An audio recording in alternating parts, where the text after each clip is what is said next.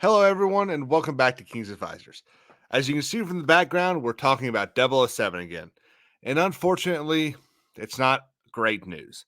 Now, if you recall, a couple weeks ago, we talked about how Christopher Nolan was apparently in the running to direct the next James Bond movie. And not only that, but it was going to be like a trilogy of movies.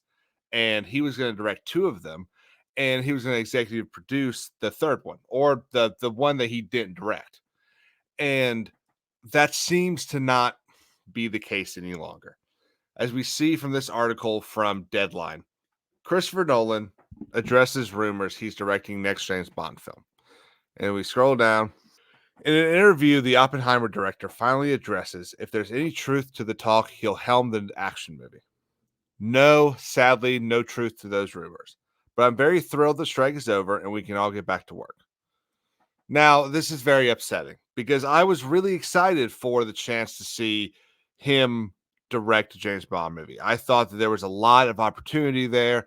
And I also liked the idea that what he wanted from the interviews and from the different articles that were kind of reporting that he was going to be directing it, it sounded really good. It sounded like he really wanted to take the stories that Ian Fleming wrote and actually put them to film rather than just taking like their names or a couple of scenes here and there, like most of the Bond movies have done. So while I'm disappointed in this, I think that there's still a chance he may be involved in some form further down the line. Now, if we look at this other article from the Hollywood Reporter, we can see that in this interview with the Happy, Sad, Confused podcast in July, Nolan talks about how the James Bond movies have always been an inspiration for him. He says right here, the influence in those movies in my filmography is embarrassing apparent. And I think that kind of provides a little glimmer of hope that we may actually get some sort of involvement from Christopher Nolan in the upcoming 007 movies. To have a guy that is so inspired by those movies not involved at all, I think would be a really big loss to the Broccoli's. My hope is that right now it's a no, that right now this was just a rumor that someone kind of latched on, and maybe in the coming months after Barbara has announced the new 007, maybe then they'll start shopping for a director, which is usually how it works anyway. Maybe he'll get the call, because the fact is that Nolan is probably at his highest peak since The Dark Knight. After he did his Batman trilogy, he was the most sought after director in Hollywood.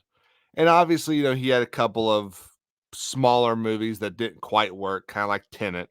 But with Oppenheimer, he's really just kind of crushed it. So I'm really hoping that this popularity of his kind of convinces Barbara to go after him.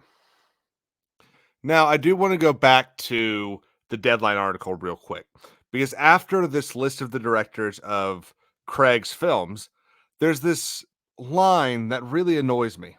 The next director will have the big task of finding a new actor to play James Bond and could potentially star in another set of films for the next decade. Now, my issue with this is the fact that the James Bond director does not cast 007. This has been a big thing for a long time. Barbara Broccoli and the Broccoli family cast James Bond. They pick the director, they do all of that. The director doesn't get to pick who plays James Bond. And it bugs me when I see things like this, that it's either poorly written or the editor didn't quite understand. And this is just disinformation. It's incorrect facts that just cause people to later down the line get things wrong and act like they know more than they're talking about, which really bugs me sometimes. But I want to end this video by saying, I'm still really excited for 007. I've always really loved him.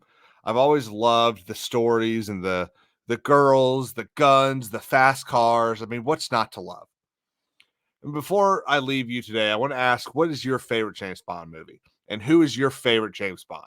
Comment below, let us know. Like and subscribe, and don't forget to follow us on Twitter at KingsAdvisors_.